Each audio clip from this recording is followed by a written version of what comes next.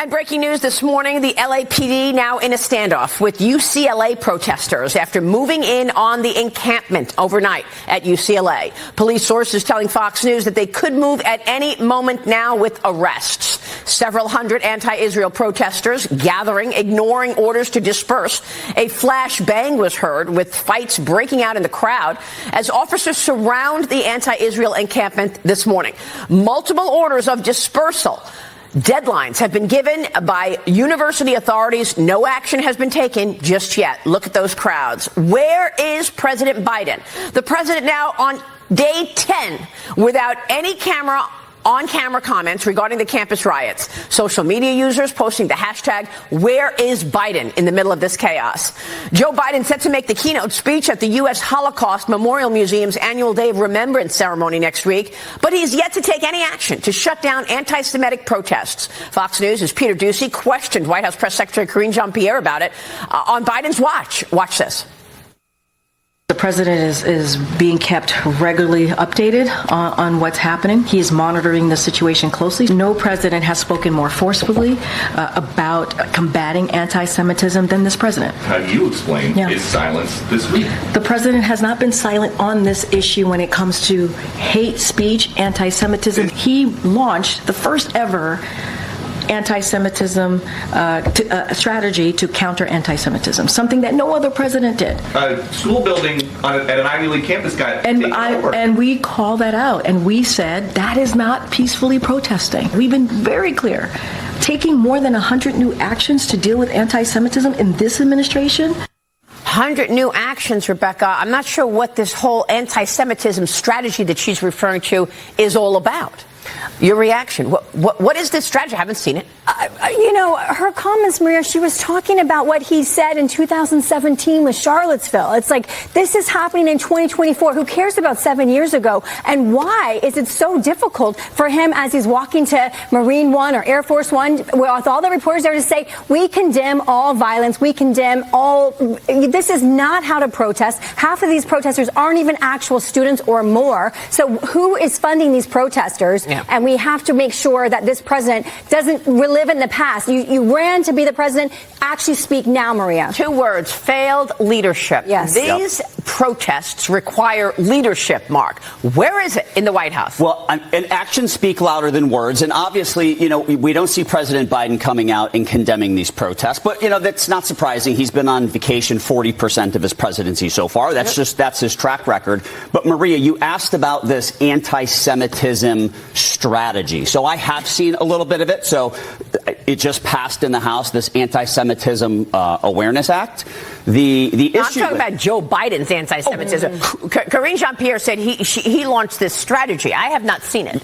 I don't know if maybe she's referring to this, but all this it's a bunch of words to distract from the fact that there's no action that's actually taking place right now. And furthermore, within this bill, there's really no definition of what anti-Semitism is. So it's possible that if you criticize, like, hey, I don't want $20 billion going to Israel, you may actually be found, guilty of hate speech. So look, all they're really doing is they want to pass legislation over taking action. That's not what we need. We need action out of the White House. Todd Pyro, you've been watching this all morning. You just got off the air on Fox News. How do you see it? When it comes to the president of the United States, our White House team is telling us to expect 2 announcements today. 1, regarding toxic lead pipes, and 2, expanding the San Gabriel Mountains National Monument. On top of their announcement yesterday about marijuana, right? And hear me priorities. And hear me out on this, President Biden. We could address the riots that are happening on the UCLA campus and campuses throughout the rest of the country.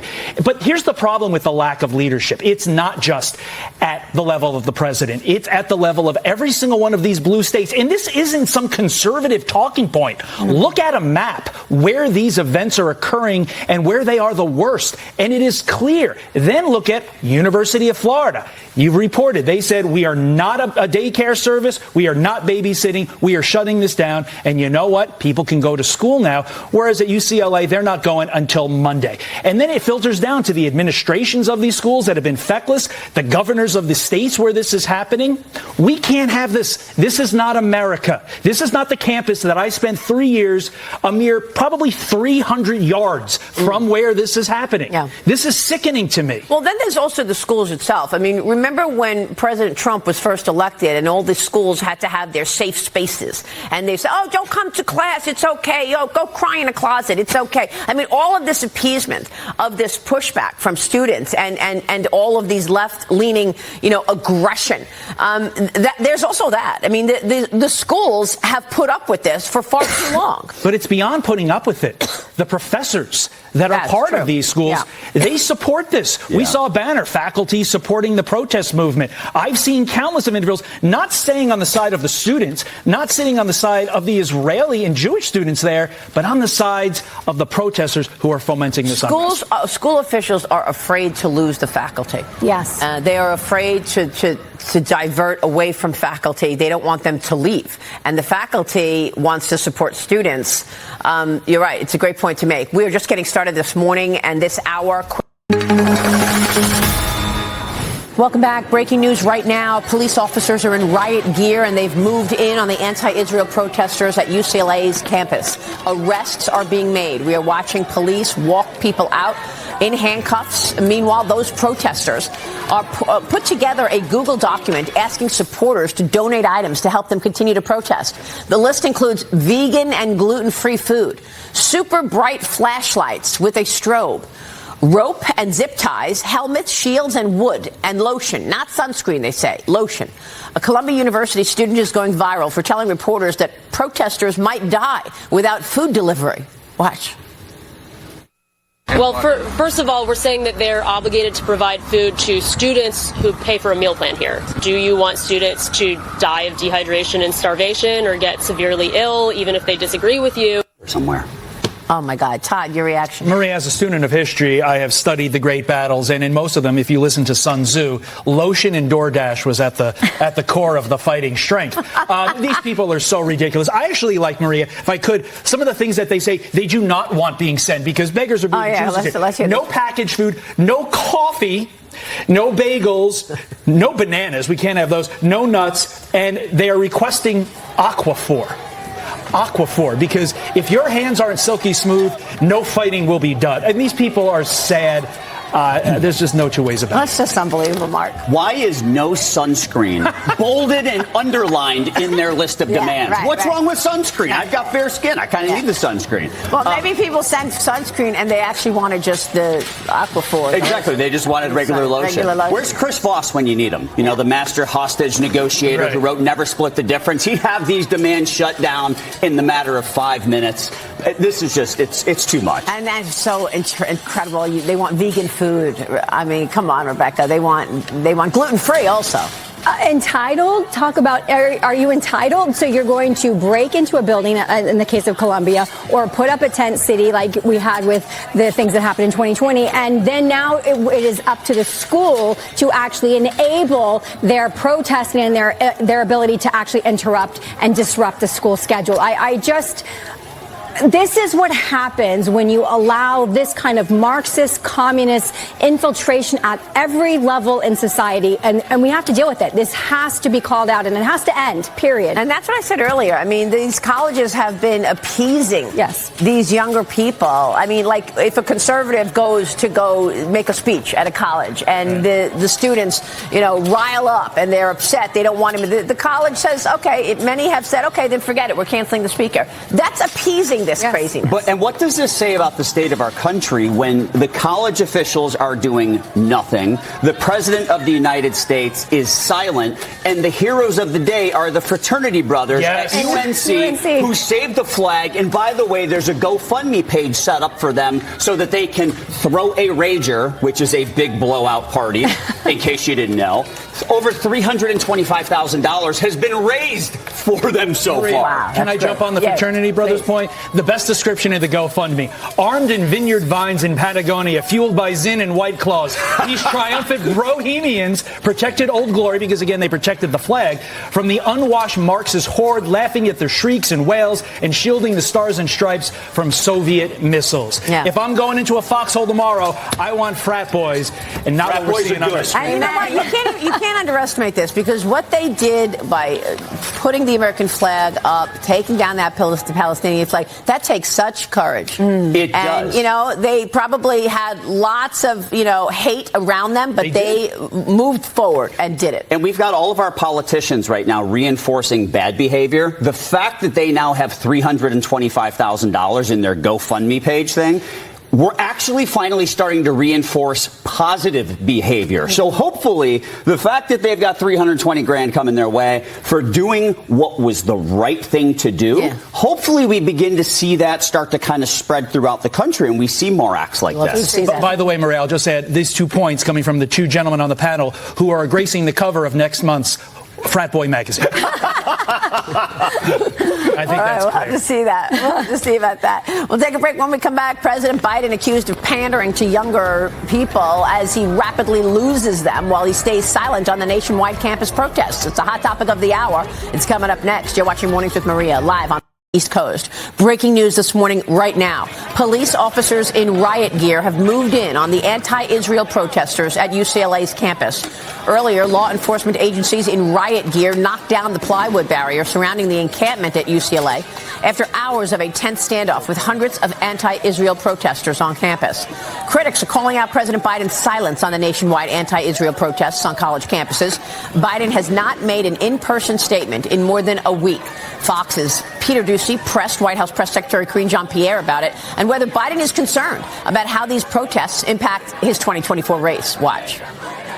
Is he that worried about losing the youth vote with these protesters? The president has taken a lot of policy actions here that he knows that young people care about. And a lot of those actions are popular with those young folks, whether it's giving a little bit of breathing room with student debt relief. The president understands how important it is to deal with that issue. Climate change, something that young people really, truly care about.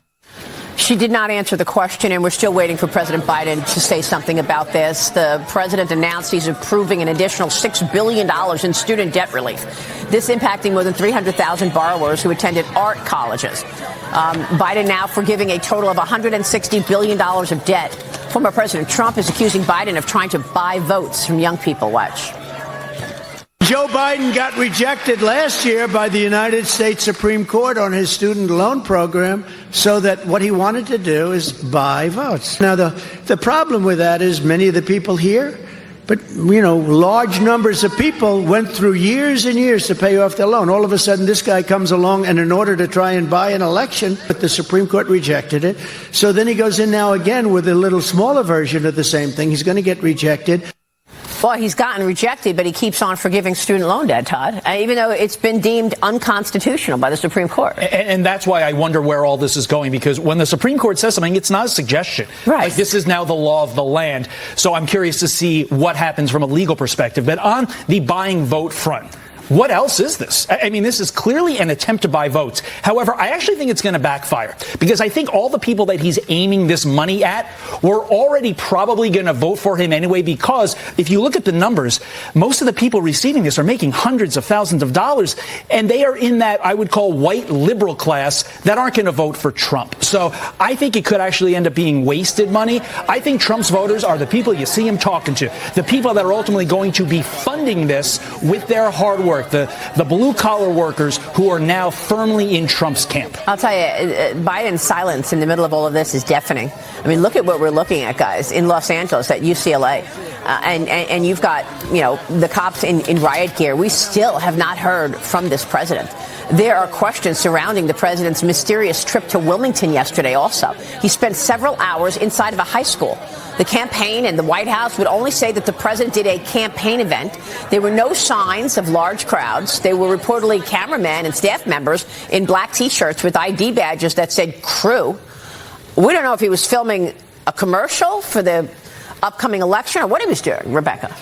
You know, Maria, I just have to say, besides this weird activity that he did yesterday, fool me once, shame on you. Fool me twice, shame on me. You know, the fact that you had so many people that weren't paying student loans because they were under a COVID relief pause, right? And then Biden said, oh, I'm going to promise you relief. And then so these people were counting on this, and then the Supreme Court undid it. And now he's coming back again and saying, okay, we're going to actually go ahead and do it again a second time. If you believe that he's going to be able to do this and you think your student loan is going to be forgiven, then you are not paying attention to what's happening. And this is a constitutional crisis in the making, Maria. And for a sitting president to completely ignore the Supreme Court and what they have said is literally in their face saying, you know what? And so this, what is he doing in a high school when he needs to be out in public saying, stop this, you know, anti-Semitism and stop this violent protesting that's disrupting the entire country. And there's really a contagion problem. This could really spill out into the rest of the country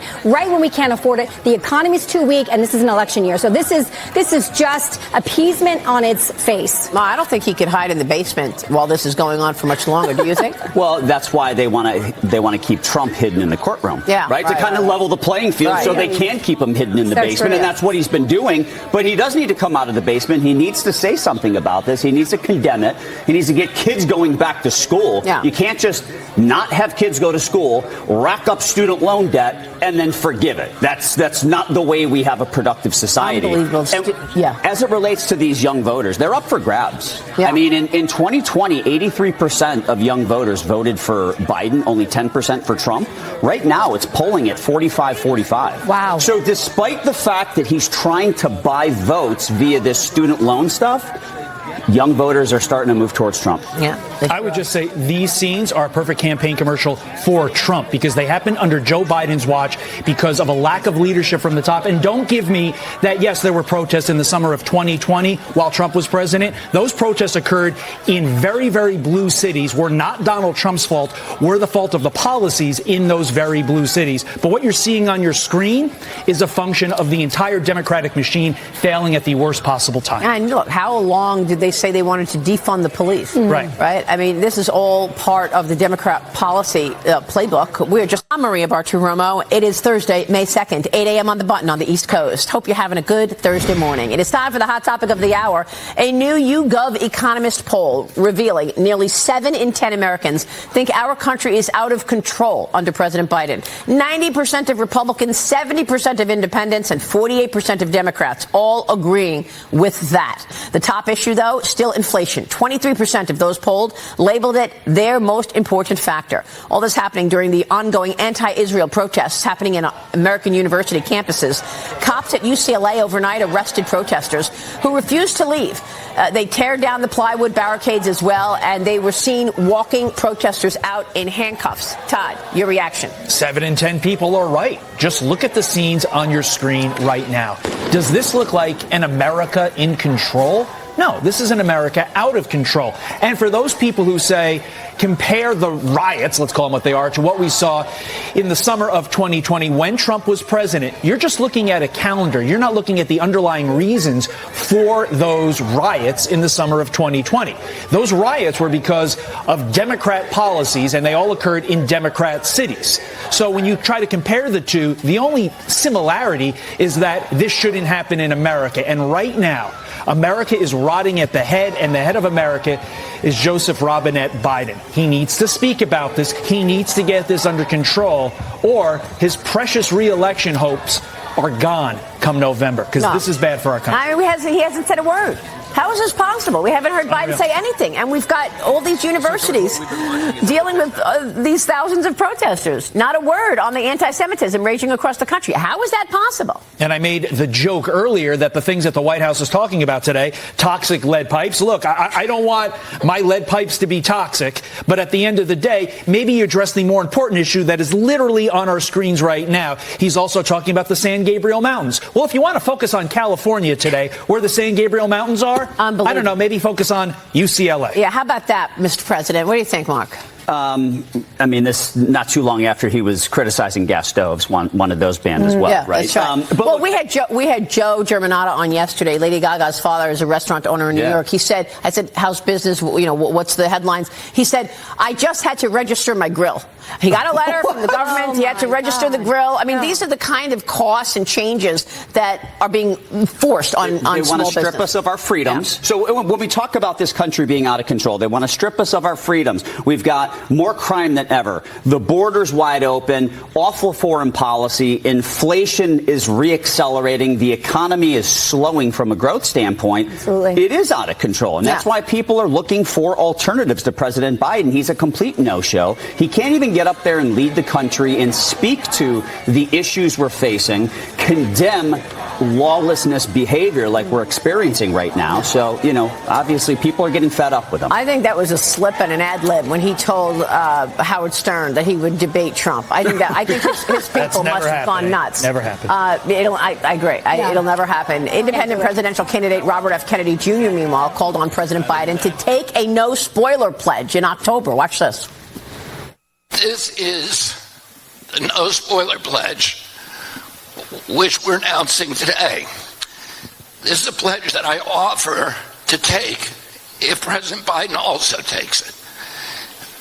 Both parties agree to co-fund in mid-October a 50-state poll with 30,000 or more likely voters. So this is essentially, effectively, zero margin of error in October of 2024.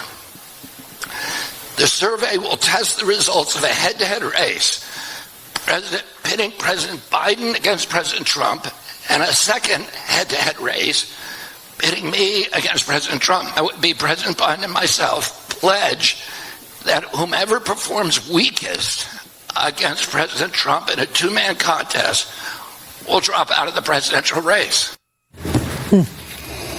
What do you think, Rebecca? I mean, common sense, right? The number that stuck out to me when you talked about 7 in 10 Americans is the 48% of Democrats, Maria, that say, hey, the country is out of control under a Democratic president. This is total appeasement, and people do not listen to their ears when you're lying to them. They look at what's happening with their eyes and say, you're lying to me. I can see that grocery store prices are up almost 20% since you started. I can see that I can't go to my school and even attend. I mean, you're asking people to put their menorahs away. You're having Jewish students that are hiding or trying to obfuscate the fact that they're Jewish just to attend class. I mean, this is lawlessness. If you want this to continue with this existing administration. Well, good luck with the spoiler pledge. That's not going to happen. I don't think Joe Biden's going to agree to any spoiler pledge. But you know what? I love what RFK says there, because he's basically saying, Biden, you can't win. I mean, at this point, at this stage of the game, given what's going on with Biden cognitively, about the only thing that could resuscitate his political career would be a Neuralink brain chip from Elon Musk.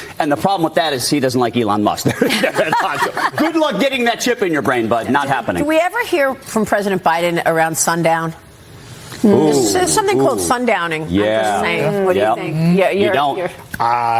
We haven't. I mean, I'm no doctor, although I was pre-med for like 10 minutes. But you could be onto something, Maria Bartiromo. All right, let's take a short break and come back at it. Coming up, it has been 10 days since protests erupted on college campuses across the country, and 10 days since we have had no direct word from President Biden. Instead, the White House is focusing on accepting Palestinians from Gaza as refugees. Tennessee Senator Marsha Black. Welcome back. Treasury Secretary Janet Yellen headed to Arizona tomorrow to speak at the McCain Institute. She'll have a warning about the, quote, economic dangers presented by January 6th-style attacks on American institutions. Here's an excerpt from her speech. Quote, I believe that democracy is critical to building and sustaining a strong economy. Undercutting democracy undercuts a foundation of sustainable and inclusive growth. Treasury secretaries rarely get political, but this seems entirely political, Todd. She's about to go out and fight for Joe Biden ahead of the election. When you have no economic record that has any positivity to run on, you run on the standard Democrat tropes of January 6th and democracy, and that's exactly what we're seeing. It's just shocking that it's coming from the Treasury Secretary. If she had some good economic news in her arsenal, like inflation not going through the roof, she'd be focusing on that. Instead, January 6th. Yeah, and just, Trump is a threat to democracy as the Democrats try to take his name off the ballot, Mark. Yeah. The Democrats try to pack the Supreme Court and censor information from American citizens. Yeah, I mean, the assault on democracy is definitely, that's part of the Dem playbook, not the GOP playbook. But when you look at what Yellen has at her in her arsenal right now, the Treasury General account sits at about $1 trillion. She's probably going to drain that down to about $250 billion between now and the election to inject that into the economy to try and juice things up. Yeah, that's right. Rebecca, yep. If you look at Trump, he lowered taxes. He wanted people to repatriate, corporations to repatriate their wealth. Joe Biden comes in, and not only does he charge in his Inflation Reduction Act, which is the Green New Deal, really, a 1% excise tax on stock buybacks, but now his $7.3 trillion 2025 budget increases that to 4%. So please do not tell me that President Trump is worse for the economy than this president. His economic record is worse than Jimmy Carter's. Yeah. Give me a break. And, they keep trying to paint Trump as the bad guy in an environment where we're all living this. We're living inflation. Everything is more expensive. And who thinks life is easier today than it was back in 2019 Well, that's the pre-pandemic, question. right? That's right. I mean, inflation has eroded quality of life. If you keep saying it, people will finally believe it. But you know what? They won't, because they're paying with their wallet. Yeah. All right. Final word. Stay with us. We'll be right back.